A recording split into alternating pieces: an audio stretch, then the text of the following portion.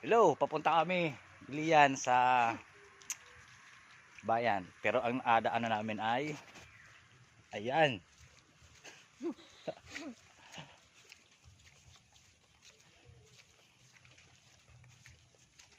Ito yung daanan namin pag napunta kami ng bayan. Grabe. Pag maulan, sobrang putik. Kaya kailangan ay walang tsinelas.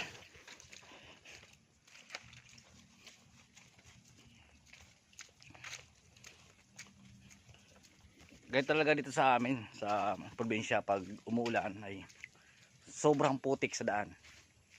Kaya hindi na kailangan ng tsinelas. May karawas din yun. Doon na lang sa pupuntahan maghugas ng paa.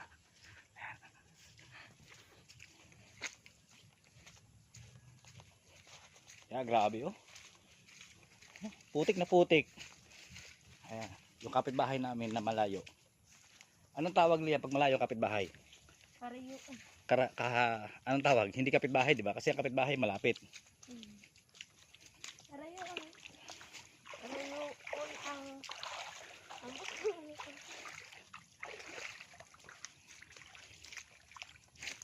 Grabe. Yan, yan daanan namin, no. Grabe, putik.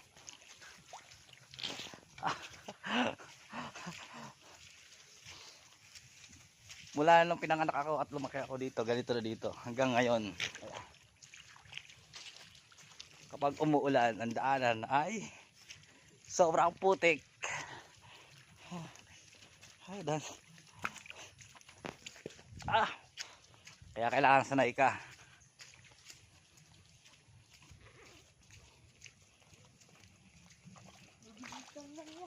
Ayan kapaligiran. Gubat ang dadaanan. Mga gubat.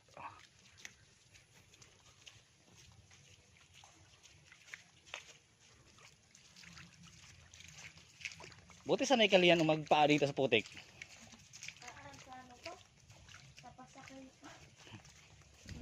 Tapos ang layo na pupunta namin. Pupunta namin ang kalsada doon sa pinaka main road. Lalakarin namin ng medyo 1 kilometer. Tapos ang dadaanan namin ay putik.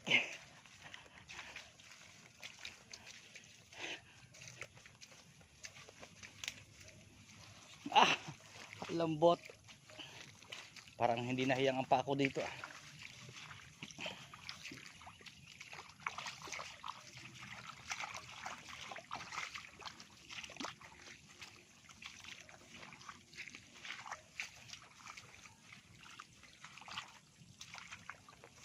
Sanay na sanay si Leon mag sa putik oh.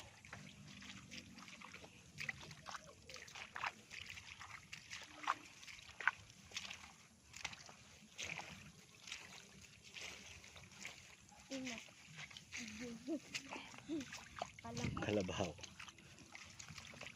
Dalawa. Bibi ang isa.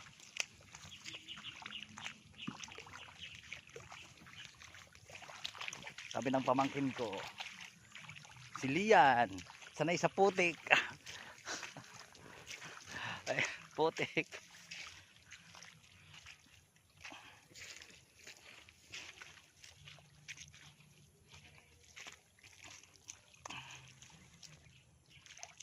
Lian, kaya pa?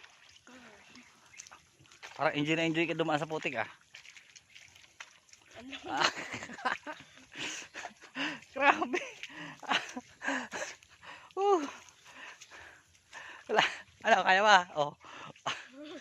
Naandas na.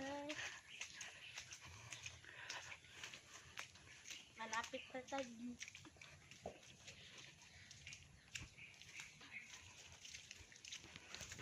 Daanan namin. Oh, gubat. Na may maliit na daan.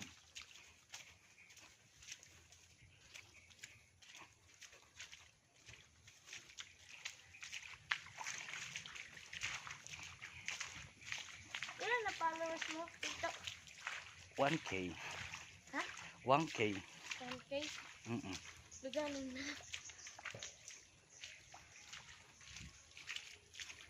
yan i-upload? Sa Facebook. Ah, Ayan. ano?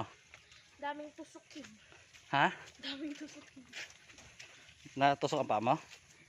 Ang mga anahaw, yan. Mga daganon. Laki.